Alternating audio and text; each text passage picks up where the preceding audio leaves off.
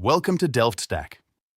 In this tutorial, I will show you how to change the background color on Canva in a simple way.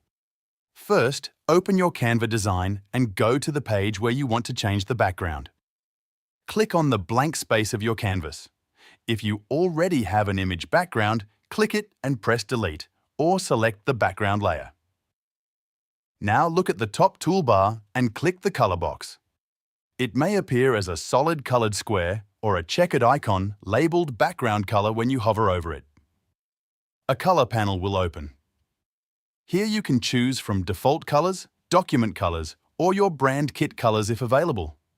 To apply a solid color, just click on any color and it will instantly change your background.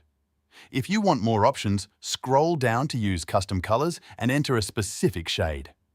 You can also choose gradients from the same panel for a smooth color blend.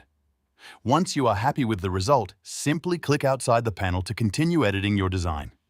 Thanks for watching.